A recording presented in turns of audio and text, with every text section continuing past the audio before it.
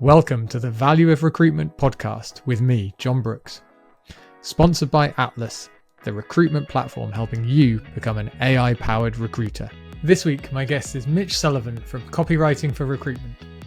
Mitch is a leading voice in our industry for how we can improve the service we offer clients. In our conversation, we talked about the two most visible ways to stand out to clients in a crowded market and the importance of winning attention.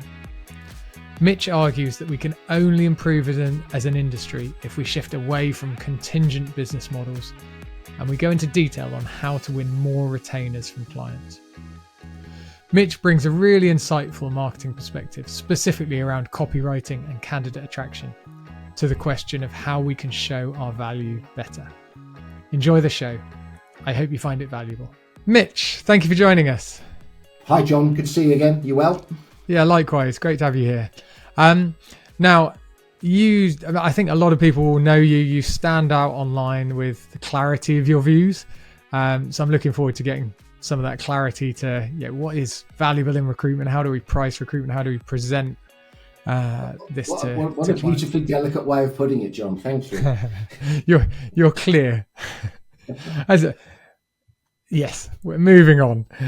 So the big question to start with is, how valuable is recruitment in your eyes? Okay. Assuming where we can only really look at value from the perspective of the people doing the paying, which is the hiring company, I don't think there's one answer to that question. I think, like the answer to most questions, it depends who the company is, what their prevailing attitude is towards recruitment, what their lived experiences have been, and so on. So, to give an example, a company that have been around 50 years and have been recruiting for 50 years and have grown to a reasonable size, in all likelihood, statistically, are probably going to have mixed feelings about recruitment and recruiters,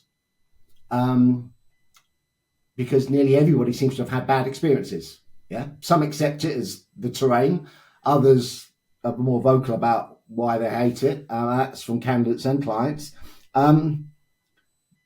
But then a startup or a company still relatively young that's trying to get from that initial growth spurt, which normally happens up to around 30 people, because most of those early jobs are filled from the network and contacts of the founders and the people that they know, generally. So that gives them a kind of a solid base for which to start from. So their attitude towards recruitment and recruiters and recruitment agencies is going to be a little bit different. At least based in my experience and just using the odd bit of brain power I've still got left, is just logically that would seem to be the case. To break that down further, a lot depends on the type of job they need filling, in terms of how traditionally difficult that job has been to fill, which then drives the need for them to even be talking to external recruiters. It also, I think, is going to be hinged on speed. I think speed is a big factor why contingency is still the predominant business model within the world of agency recruitment. Makes no sense to me, but it is moving. It is moving, I'm glad to report. But it's slow. Things like that are always going to take a long time. But yeah. So value is multifaceted, I think. The value also is most, in my experience, I've worked in-house for 4 years, most hiring managers really dislike having to fill jobs. Yeah. And they dislike having to deal with recruiters, particularly multiple recruiters. I mean, I've won a handful of retained projects, one of them famously for a job paying 23 grand a year. And the hiring manager's only real rationale for hiring me exclusively and giving me some money up front was so that he didn't have to deal with 5 or 6 other agencies, which he hated. He really did. For all the obvious reasons that we don't need to articulate. Yeah, well, okay, I won't go into it too much, but if you think about, if you apply that approach, dealing with 5 or 6 suppliers for a single piece of work, it just doesn't happen. You don't have 5 or 6 website, marketing agencies building your website, or 5 or 6 lawyers advising you on how you change your terms or whatever. You pick one and you go with it. So it's painful to be able to have to manage suppliers when really you don't need to, and you don't usually experience that. Yeah, particularly when each of those suppliers have been either briefed, well, not briefed, actually. I was going to say briefed badly, but it's difficult to give a bad brief if you've got two intelligent people in the same room talking to each other. But yeah, they're not briefed, so they don't really know. A lot of them, perhaps aren't that experienced, don't really understand the sector, don't understand the job discipline. So lots of inappropriate CVs get sent because it's relying on sort of keyword matching rather than understanding the role and reading between the lines and understanding the nuance. So yeah, it's, and I've done it as in-house. I've dealt with agencies. It was easier for me because I knew what I was doing and I knew what they were doing as well. Yeah. So yeah, it's the only other sector that kind of does it. Interestingly, it seems to be property, real estate, estate agency. Sorry. But I think that happens less these days. I think the trend is towards single supplier because the people selling will get a better rate. I mean, I'm guessing. I don't know, but it's interesting that multiple supplier model is predominant in two areas of people's lives that are the most stressful, which is changing jobs and buying a house. Yeah, they're both up there in the top 6. Yeah, that's really interesting. I think, a lot of these conversations I have, recruiters aspire to be professional services. So we're talking about management consultancy, law firms, accounting firms, those kind of services. That's where we want to be. But you're right, our pricing model, the way we approach and present our services can sometimes feel more like very stressful estate agency where there isn't that respect. So yeah, I think maybe we're pointing in the wrong direction on that. Yeah. Picking aside some of those things. In fact, the first thing you said, you're right. Lots of hiring managers, if they've been in the game for a while, will have had bad experiences.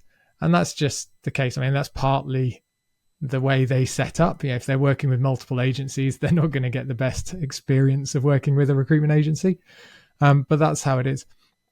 How would you advise a good recruitment agency to deal with that? So you've got a hiring manager who says, "Oh, I know your type. I know you lot. I've had loads of bad experiences," which might only be 50% of the time. And you say, "Well, you haven't worked with us before."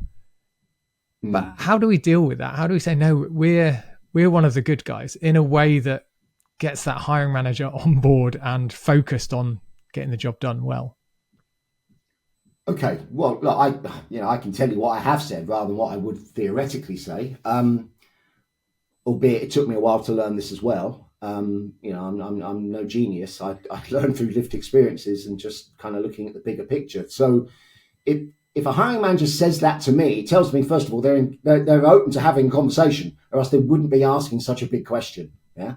So the first thing I'll do is, rather than go into a pitch like, "Oh, we're different," or "You haven't worked with us before," you're not acknowledging the pain that the client is expressing to you. So you've got to answer the question. I don't know how many recruiters can answer that question without sounding like they're dissing their own industry. But most of the bad experiences, and I'm pretty sure we don't want to get too granular here, but I've done this years ago, because years ago I was coaching good agency recruiters how to switch to retain. So it's something I consider I know an awful lot about, actually. And it's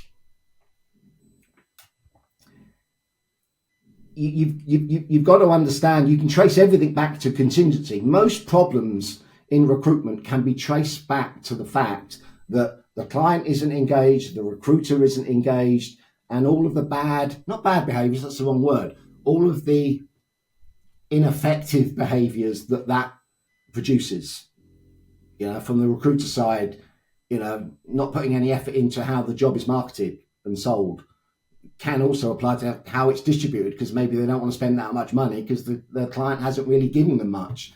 So they're only dealing with a JD. They then, the candidate experience is going to suffer as a result of that as well, in terms of the recruiters, the candidate's experience with the recruiter. And so it goes on. So people drop out, you lose people, you're not delivering as many of the best people that you probably could have done. And so it carries on. The hiring manager doesn't give feedback to the agencies. They have to keep chasing. So yeah, it's just keeping everything at arm's length, which comes back to hiring managers really hate having to do this.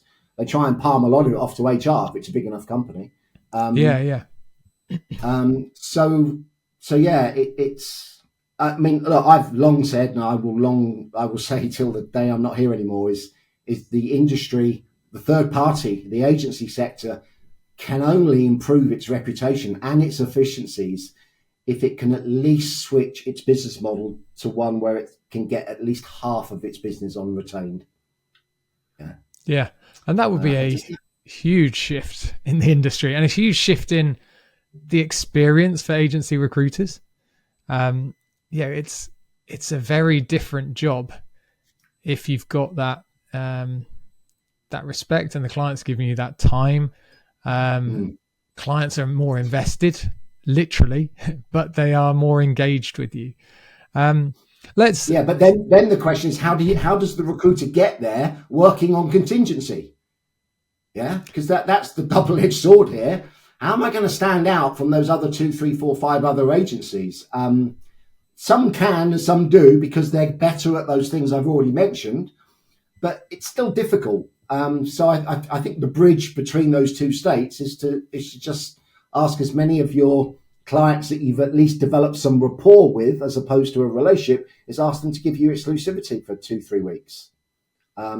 Even then, I'm not sure it's quite enough time to do the job properly, but it gives you a clearer run at it.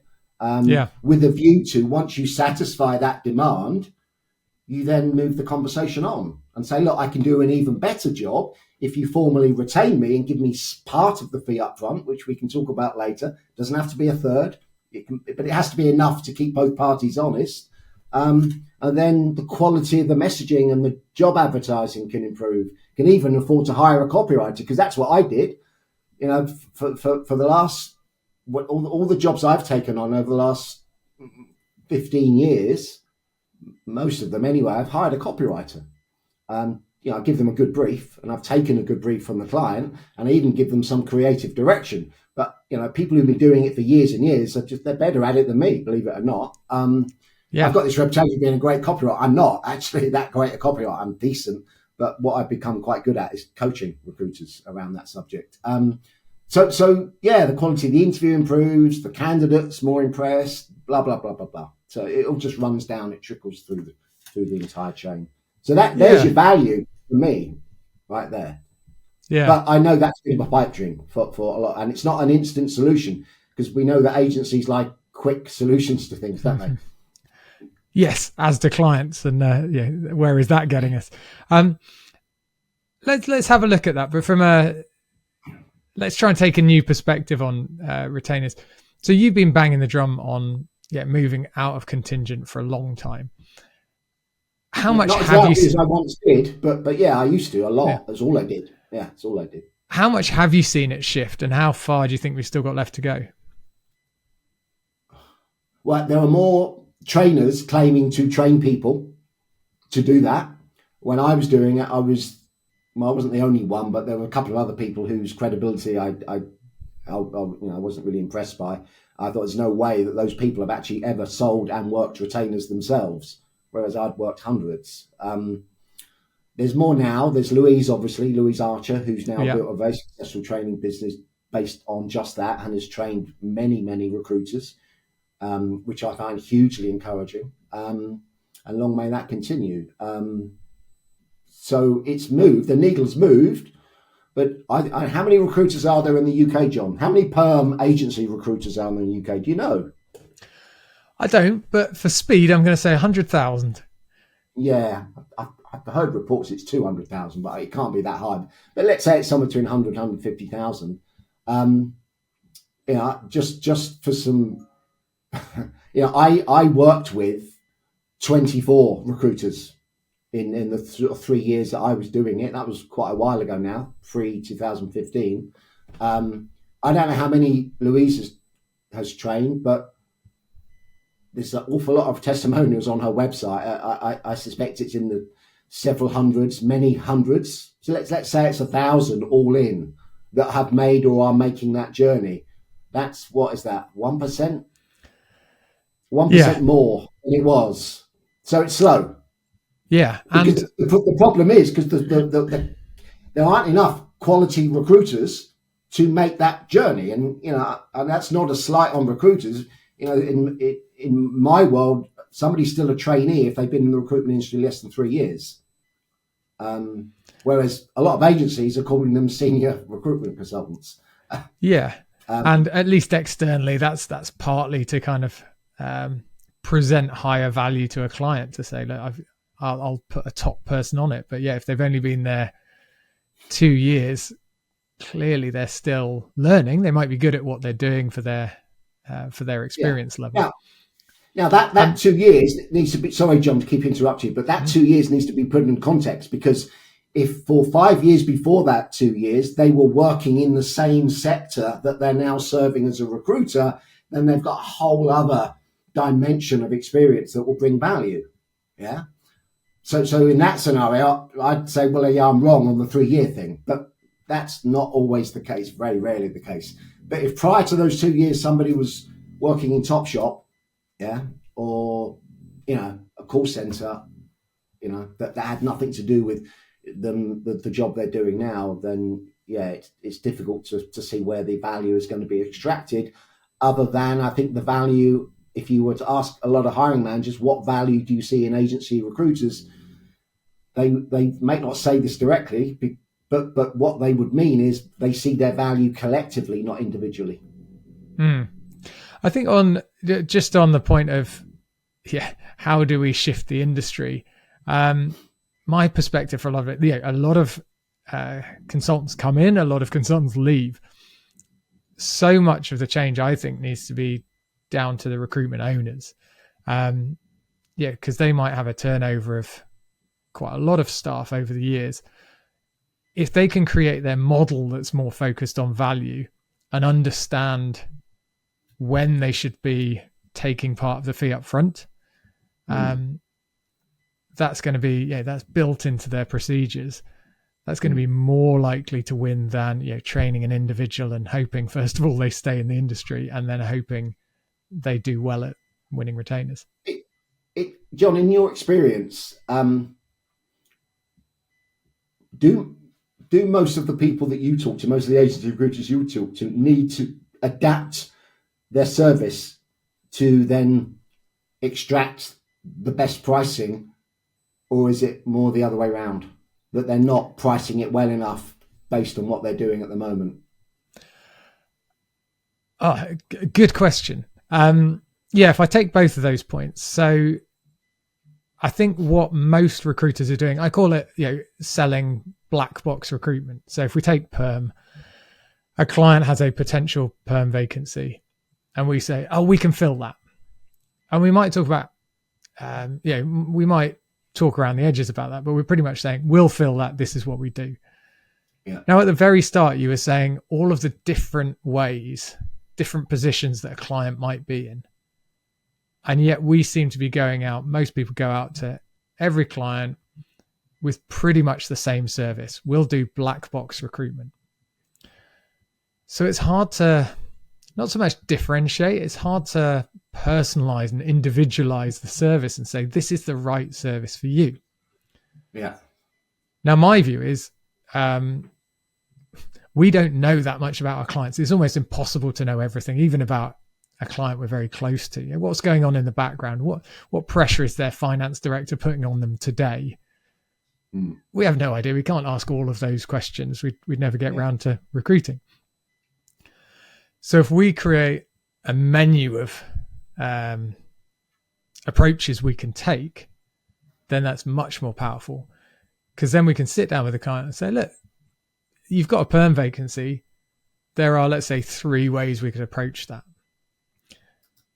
That allows them to almost self-segment, to use marketing terms, to say, oh yeah, that's right for me right now. So it might be, I need a lot more hand-holding here. I need a lot more from you. Give me more. I want a higher level of service. Or actually, we filled this role before. It's the same role. The job description hasn't changed. We get people. We just don't want to do it. Can you take the legwork off of me? Okay. So having that menu of services answers, I think, that first question. Do we need to be presenting our service differently? I think we do. And I think we need to present it in a way where clients can say, oh yeah, I can see the right approach for me. They get engaged in it, right? They're not being sold it. They're buying from that menu. So I'm interested in this because, I'm in marketing, and pricing is one of the big 4 Ps of marketing. Yeah. And I struggle with pricing my own products as well. And I'm still kind of fumbling a little bit. Not that I've made that many changes to them. So are you saying, based on what you've just said, that if a company just don't want to do the legwork, can't be bothered with the admin and all the mess that recruitment is, but the job is relatively easy to fill, they just want to offload it, does that mean the recruiter should be charging a smaller fee because that job is easy to fill? There's a very clear logic and narrative to that I think works very well. Yeah. Okay. If you take the alternative, if you go in, like, if you're you've invested a lot as an agency, and you say, look, we've got all this stuff. We can do all this stuff for you. We can do big tech stuff. We can find people that no one else can find. We can advise you on DEI, whatever. Then that client you just mentioned in that scenario would say, oh, that's a bit much. I don't need that much. Yeah. And if we're buying something in our personal lives, there are times where we're just like, whoa. There are toasters that can do incredible things. And you just think, hang on, I'm buying this for my son who's at university. I want a 2-slice toaster that makes bread hot. Done. Okay. When there are other times where I say, oh, I want to really impress people, like for my brand new kitchen, I would pay more for X, Y, Z. Okay. What about, do you think, sorry, it sounds like I'm interviewing you, and this will be my last question for a while. I'm sorry. I was thinking that. I'll come back to my questions, yeah. How much does market rate play a part in pricing? So an example being, a certain category of job discipline is notoriously difficult to fill because of whatever reason, the tech or there just aren't that many of them. Let's say there's only 500 people in the whole country that've got does that push the price up or not? Or does it have nothing to do with it? It should do, shouldn't it?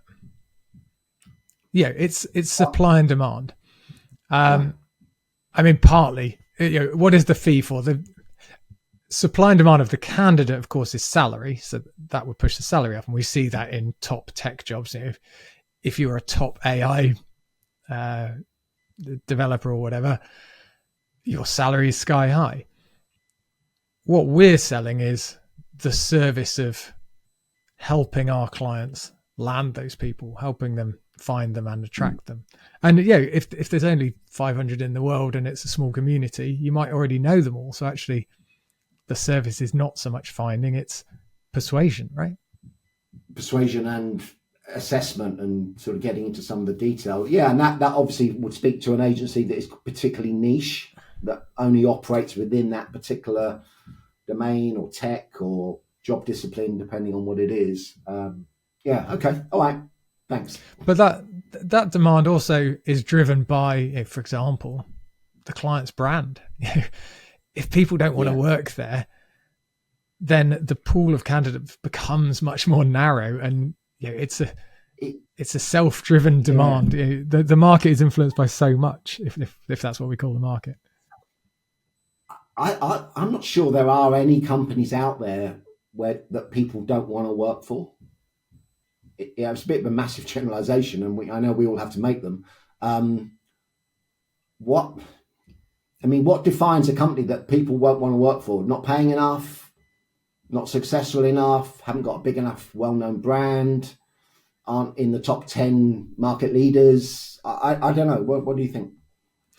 It's some of that. I'm not sure the market leaders so much because there are only kind of so many top high aspiring candidates. If you think about a regional company, a business, so just not well known, either not well known or it's got a bad reputation.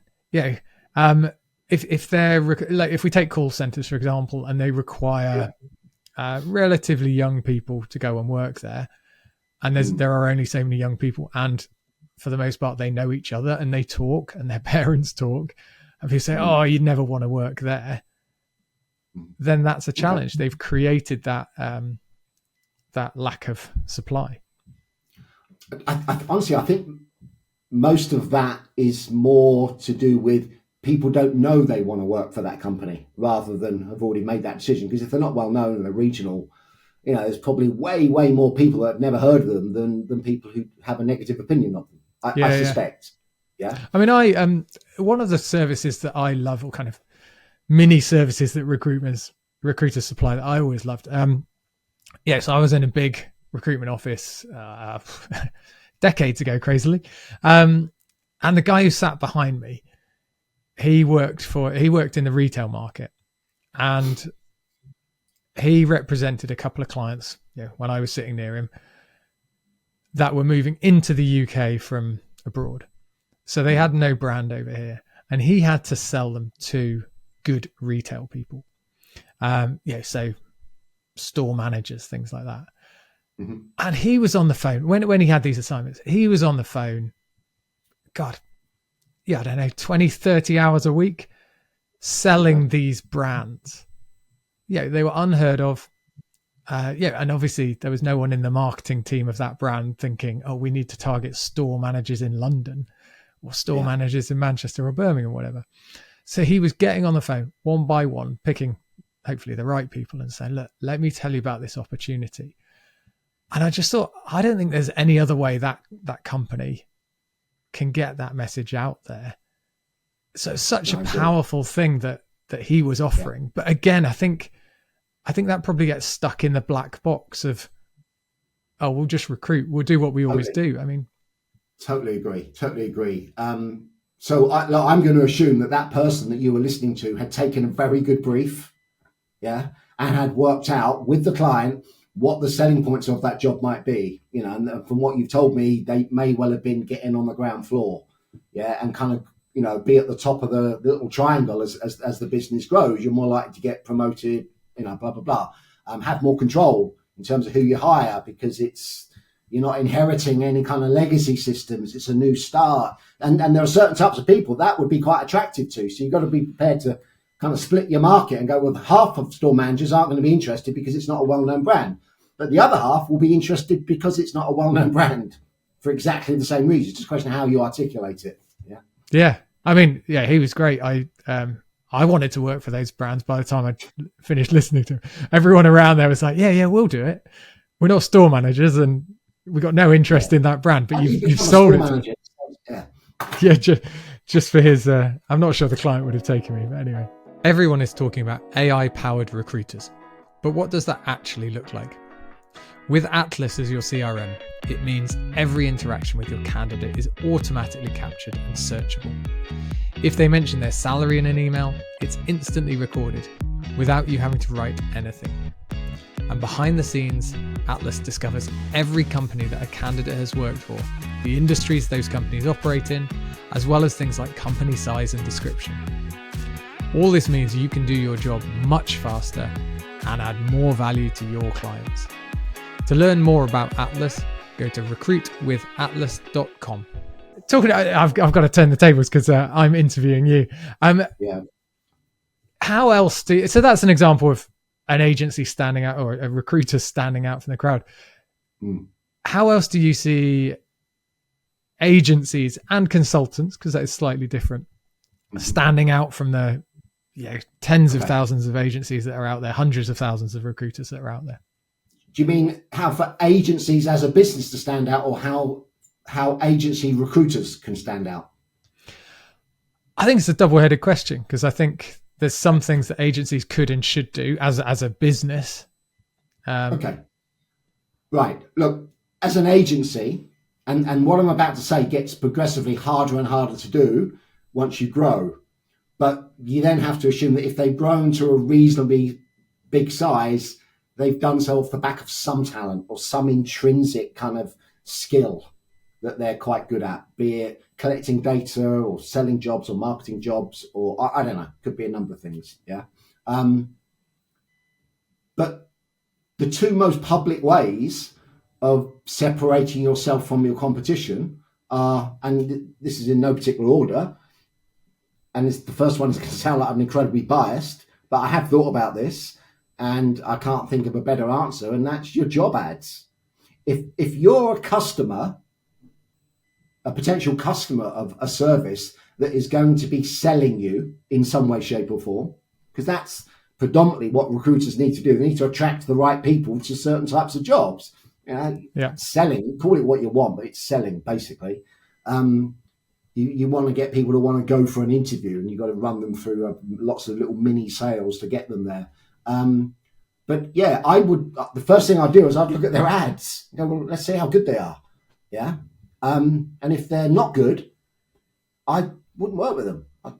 Or my question would be, well, how are you going to attract people? Because from what I've seen so far, you're not doing that. You're just telling people about jobs by saying who the hiring company is, what they do, what they want, what you need to have, and what's going to happen next. Yeah, which is you need to send your CV.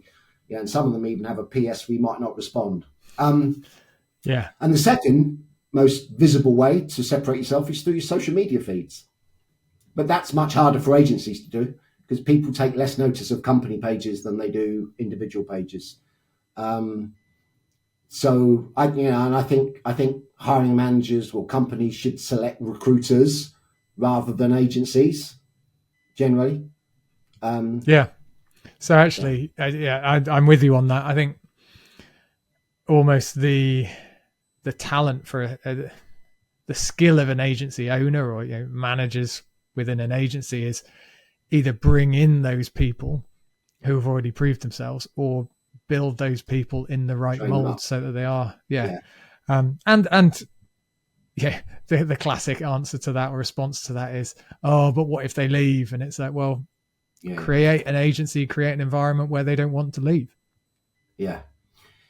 Absolutely. Look, you can learn a lot about any person by just looking at their social media feeds. I only ever look at LinkedIn because that's the only context I need to. But if you want to go other places, I've learned quite a bit about people off Twitter when I was on there years ago. But yeah, it's amazing how much you can learn. I don't send out that many connection requests to recruiters on LinkedIn because I get enough, and I get enough people following me without necessarily wanting to connect. I've only got 16,000 connections on LinkedIn. The other 40 odd thousand have just chosen to just follow me. And it's when I do send a connection request, it's because that recruiter said something I consider to be really intelligent or thought-provoking, which tells me this person thinks about what they do, or I've checked their profile and I've looked at some of their posts and I think, this person looks quite impressive. So I want to be connected to them.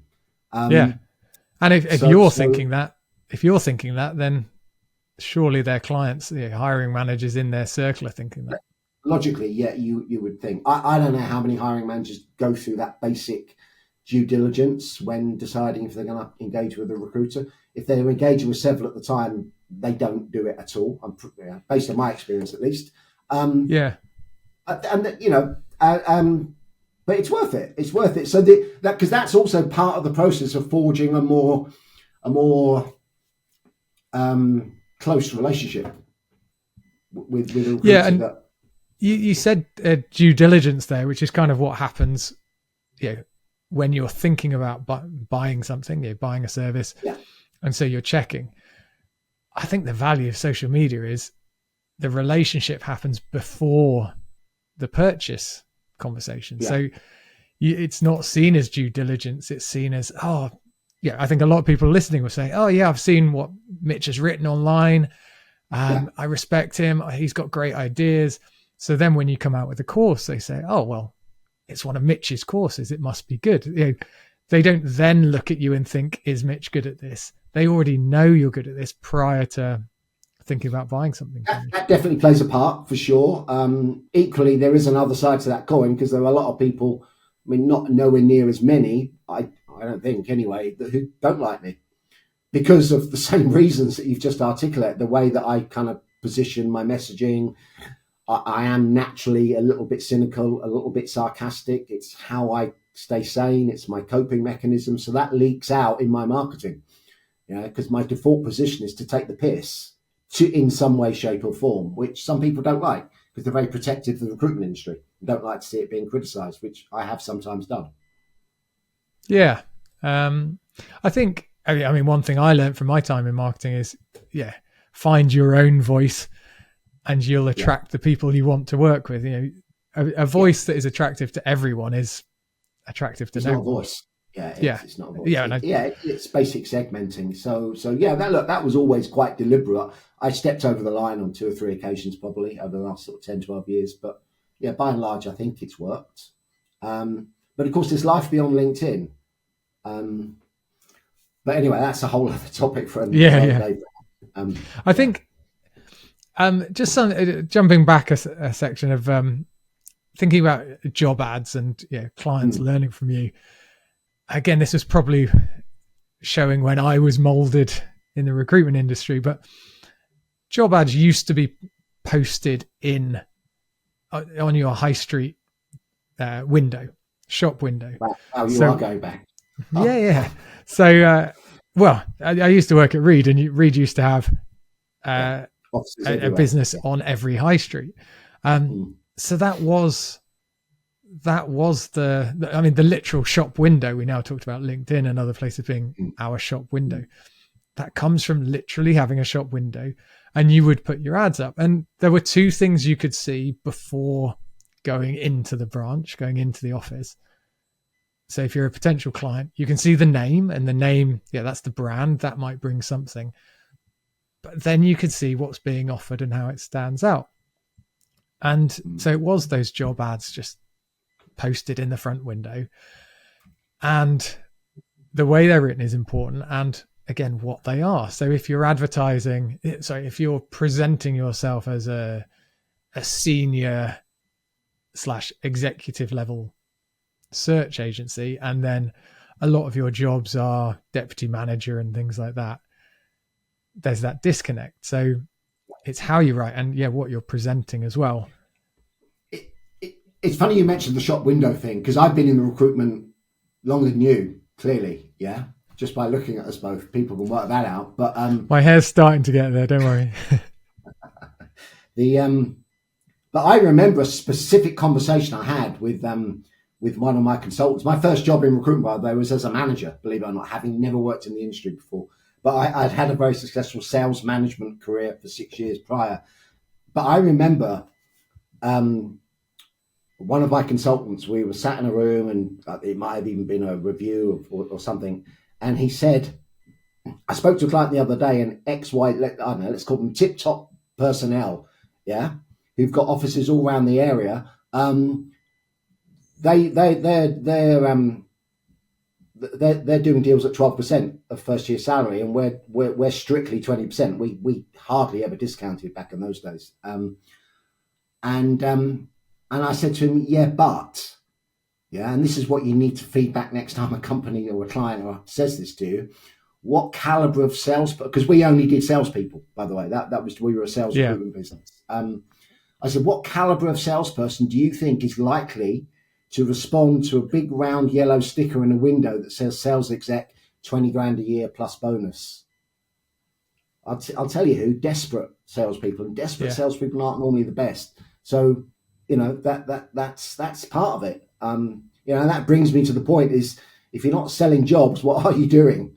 You're a clearinghouse for jobs. You're not really actively looking for the best people to fill jobs, unless you think enough of the best people are currently employed and or desperate to get out of their current job, because people don't want to read job specs at the front end of a process. They want to read it maybe a little bit further into the process once they've decided it's a job they're interested in or potentially interested in.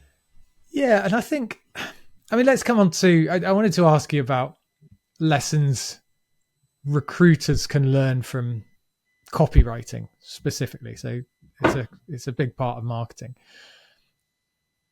So yeah, I want to ask you, what are some of the core tenets of copywriting that we could do better in recruitment? Well, I can tell you 95% aren't doing them at all. Yeah. Sorry, but it sounds like I'm being overly kind of critical, but they're just not, because the majority of recruiters, both in-house and agency, are leaning so heavily on the job description, and a job description is an internal document. It's an inventory of the job. It lived once in legal and compliance before it went into HR, or before it then made its way to the hiring manager, who probably added a few other things he'd like to see, because what he or she is looking for is someone who doesn't need to be trained, assessed or managed. Yeah. So want somebody who can do every aspect of the job straight away. So they go in with this fully loaded kind of wish list. It gets pumped out there on the internet, and none of it speaks to the needs of the person who might do that job. Literally none of it. Unless the only way it might is if somebody who's very talented is getting really bored in their job, or it's pissing them off in some way, and normally they've been there at least sort of 3 years, normally 3 to 4 years. And so they will go through the effort of reading through the job description and working out how that job might be better. I mean, probably involve them going to the client's website as well.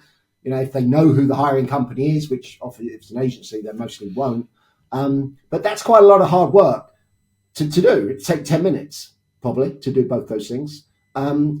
And who's going to give 10 minutes of their time to discover a job that they don't actually need because they're in a job? Yeah. And because all the jobs in effect look the same, because they're all just... They look similar, for sure. Yeah. Here's an accountancy manager, here's an accountancy manager, here's an accountancy manager. It's not just 10 minutes, it's 10 minutes for every job, just to discover if there's a bit of gold for you at the bottom. I think that does apply to, I think, how recruiters then talk to clients. I think we forget that we are making our clients do a lot of the work to find out if we're good. But equally the clients are no better at it. And I think there's a different dynamic going on the other side of the fence. But look, to answer your question, which I don't think I did answer, the basic tenets of good copywriting is the AIDA principle. It's one of them. That's been around for like over 100 years. Attention, interest, desire, action. I mean, it's pretty... I think the reason it's endured is it's quite broad and it's quite malleable, but equally it is open to certain types of interpretation, because everyone's got a different interpretation of what attraction means.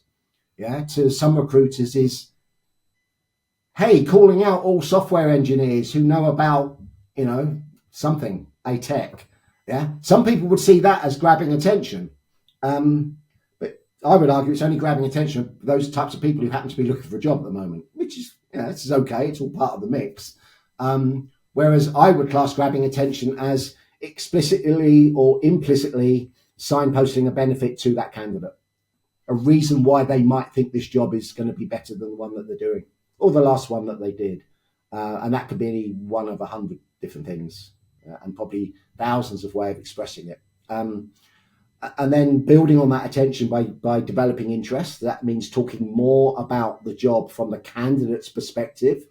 Not you must have this, you must have that. It's you'll get the chance to. You'll have access to these types of resources. Your boss will be supporting you in all those kinds of sentences. And then the second half, then you get into desire. For most people who have read halfway down a job post or a job ad, it is because they're interested, because the first half of that ad has been full of attention grabbing and interest building content.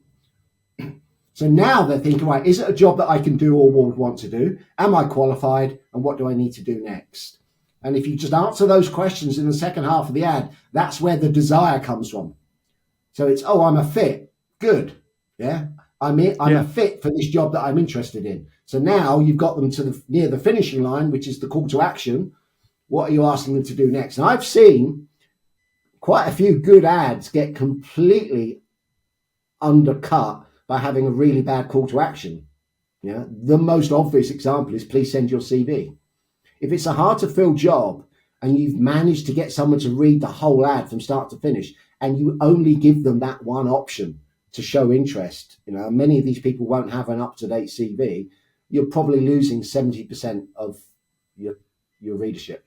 Yeah, and they're just not going to respond. Yeah. And we forget how hard it is to write a CV, especially if you're starting. It's hard to write anything starting from a blank sheet of paper.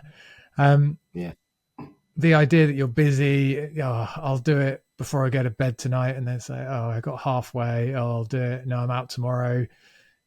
It takes days, and it's a real chore. And you're right. You may have built that excitement in the first 5 seconds when they're reading the job ad, but then it's all just drained away. I wouldn't even call it excitement. I think that's somewhat hyperbolic. I don't think anyone, no matter how good the ad is, and I've written a few and I've published loads. Yeah, one quite recently. It is people are interested. I don't think they get excited. I think if someone's read 70 or 80 words of a job ad and are starting to get excited, I'd be a bit worried about them actually.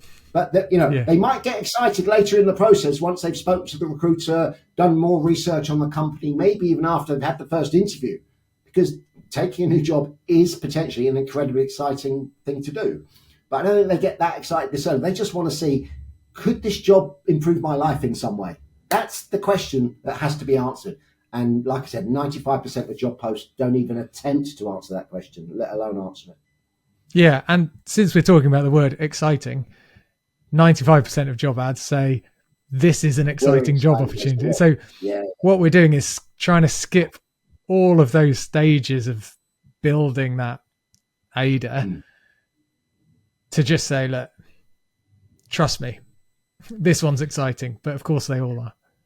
Do you know what I've got a theory as to, because, when I see things that just literally don't make any sense to me, I think, well, why is that happening? What are the things that are feeding into causing that to happen? And with the sort of lazy sort of copying and pasting of parts of the JD and sprinkling it with a few adjectives, because that probably characterizes quite a few job ads. And actually, when I see ads like that, this is how tolerant I've become. I think, well, that recruiter is at least trying to sell the job by throwing adjectives like fantastic and innovative and all this kind of stuff. So they could probably take to my training quite well. Maybe I should do more outreach. I tried it years ago; it didn't really work, so I just rely on it all being inbound. But I think you can trace it back to the early days of job boards in the early 2000s, because you could paste suddenly. Recruiters could publish lots and lots of different jobs without putting any effort into them. Just copy and paste the client's job description and just depersonalize it and tweak it here and there. And it worked because candidates liked the fact that they could now find jobs like that really quickly. Didn't involve an envelope or a stamp or printing off their CV and walking to a post box. I mean, I'm really going back here. I'm sorry for the majority of our viewers who are probably under 40. So it was a novelty factor, and I think it worked for quite a few years. Candidates didn't mind. They're going, it's a job, let me read it, because finding out about jobs was far more arduous pre-internet, pre-job boards than it, but that's slowly just become less and less effective. It's been so gradual that recruiters just keep doing the same thing because we've always done it this way. And, in the first generation, it worked before, so let's keep doing it.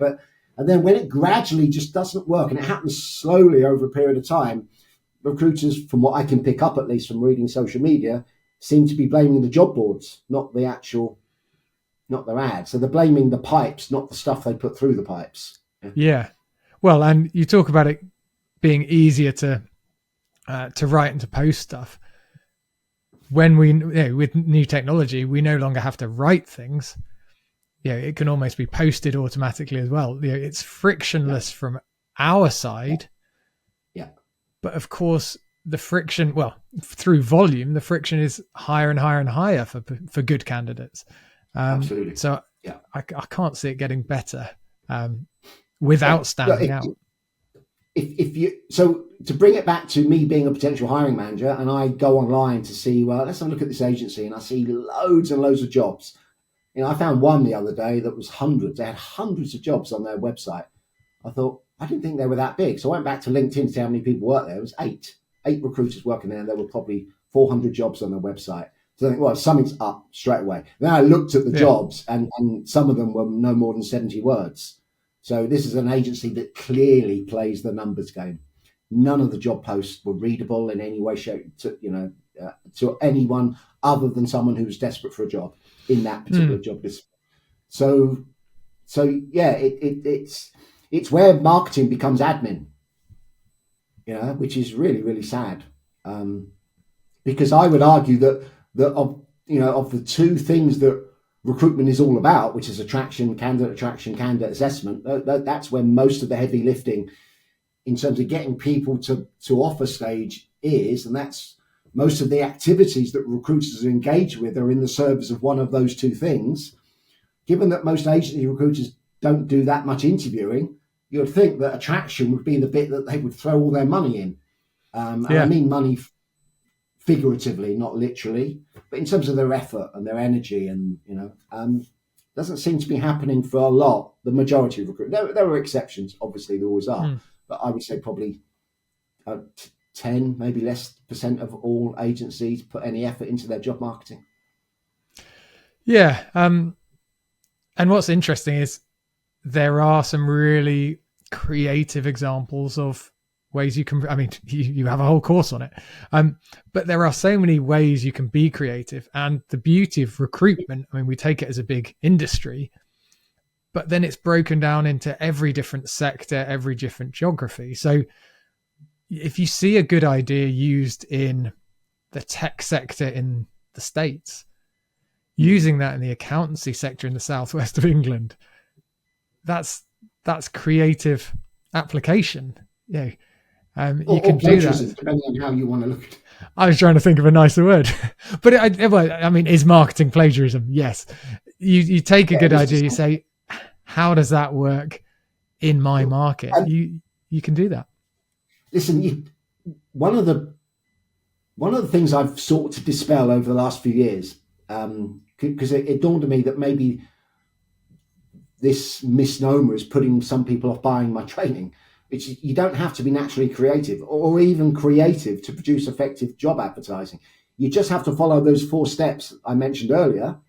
Get someone's attention. You don't have to be creative. You can use metaphors and similes and cultural references and humor.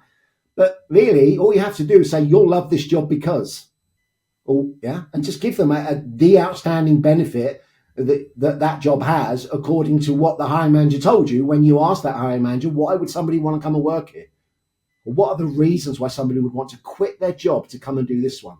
And as long as you've had that conversation and you've collected 1, 2, 3, 4, 5, 6 reasons why people might want this job, and you just, all you have to do is tell the reader that in the first 70 or 100 words.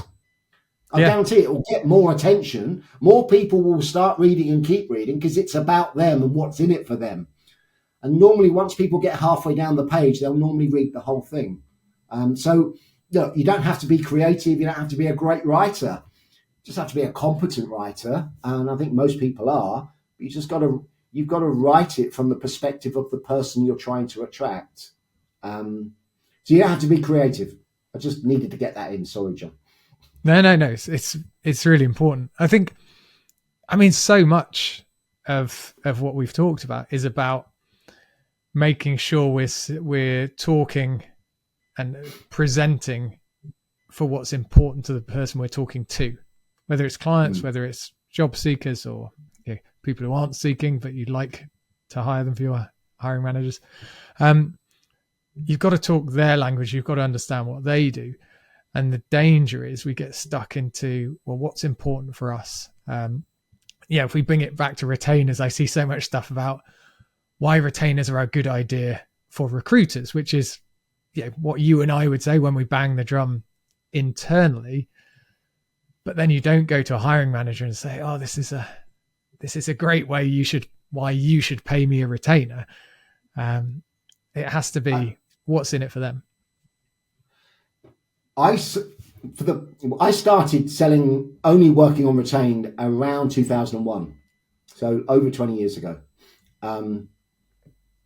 I was operating out of Geneva at the time, so different market. Won't get into the complexities of that, how it's different. Obviously, much, much smaller. I had a much smaller client base because my French wasn't very good, so I was doing everything in English with multinational companies. And I and then carried on when I came back to the UK. Although I did spend nearly 4 years in house. Is I sold nearly all of the retainers in the first sort of 10 years solely off my demonstrable ability to sell jobs better than other agencies. That was it. And there was only 2 potential clients where it didn't work that I can remember. There might have been 1 or 2 more, but there were 2 potential clients who just it didn't play. One of them was in legal. Yeah, she even rewrote my ad, turned it into a JD.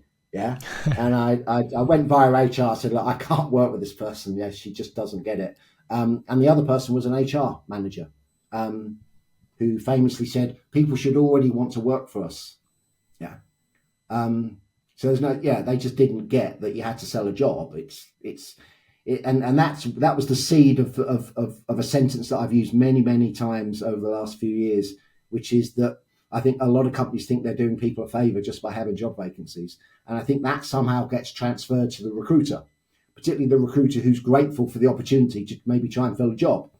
Yeah, so they don't want to kind of push back or ask difficult questions. So they go to market just parroting what the client wants. I mean, we talked about supply and demand earlier. The way to sell a retainer is not to talk about the retainer for a long time. It's create demand. If a client wants to work with you, they will accept your terms.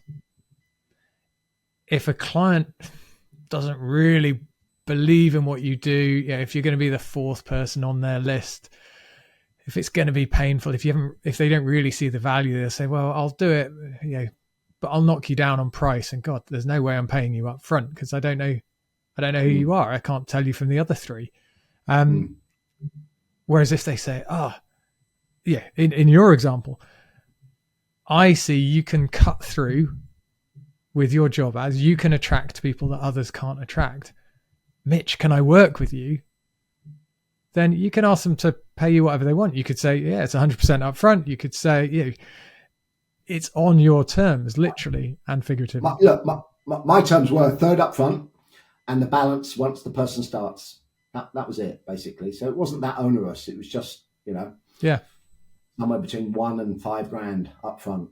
And I'd give them a roadmap of what was going to happen. But a large part of it was, look, the area where I can have, as an external recruiter, the most influence is selling the job ethically to the right people, which maximizes my chances of getting enough people through the process where I can confidently deliver them to you. Yeah, and I'd go into it a little bit more than that and tell them the difference between a job ad and a job description and blah, blah, blah. And they got it, most of them, other than the 2 that I mentioned. And that was all they needed. They go, well, this guy clearly knows what he's doing. He's got enough grey hair and been in recruitment long enough, blah, blah, blah. So obviously that helps when selling retainers is experience as well. But, I've seen, young people sell retainers successfully. But they're just smart and they work out the value, essentially. Yeah. Well, and that's, I mentioned it earlier, but that's where I come back to. I think smart recruitment owners say, well, how do we build these people? When people come in, when new consultants come into the business, how do we help them learn that? How do we give them that knowledge and those skills so that everyone in my business, whether they've got a few grey hairs or whether actually they've been here a year or 2, or even straight up. I mentioned, do we compare ourselves to management consultancy? I remember people at uni, not me, but people at uni leaving to go and work for the fancy management consultants. And I was like, who's going to pay you money? I knew them as the idiots from university. And suddenly they were going out and had a crazy salary and they were being charged out 10 times that salary. Yeah. And you think, how are they doing that? It's because those, the business they're working for has worked out how to say, right, this is our process. We will build that value and build that perception of value, and you will do a job that we will explain, and we will charge for it, and we will charge very healthily for it. And I hope recruitment can continue to go that way and get higher margins in the way that other professional services do. Yeah, I think they have to forego the margin thing for a period of time. Yeah, because fundamentally, if you're going to move to a more exclusive relationship with clients, it is going to involve you doing more work than you would normally do. Yeah, but if there's a much heightened chance of you filling the job, it's worth doing.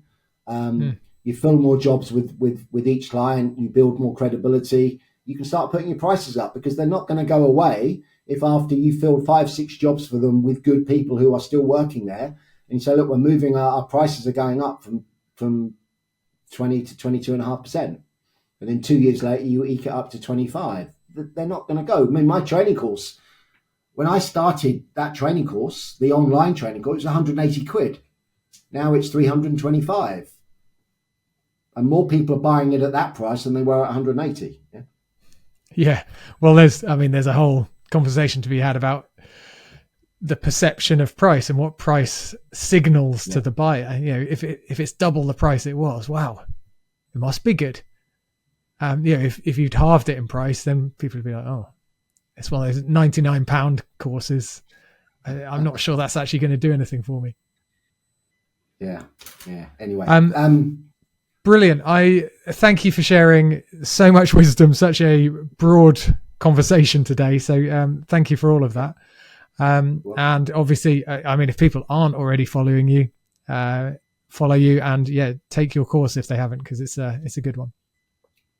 Thanks. Thank you, John. Good to see you again. Cheers. You too. Take care.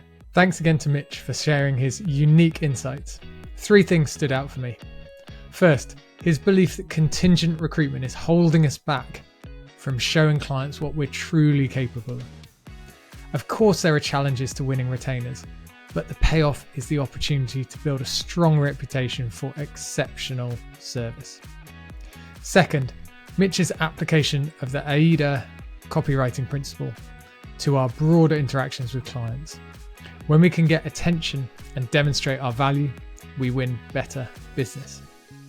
And third, his explanation of how important job ads are as a way of showcasing our value to clients. Combined with our public posts on social media, we have a platform to show potential clients how good we are, and we need to make the most of it. If you found the show valuable, please leave a review and remember to subscribe or follow the show on your podcast app. You can also get more insights and inspiration by signing up to my added value emails on Substack. You can find the link in the show notes. Now, go create some value. Thank you to Atlas for sponsoring the Value of Recruitment podcast. To learn more about how Atlas is creating an AI platform that helps recruitment agencies generate more placements with less effort, visit recruitwithatlas.com.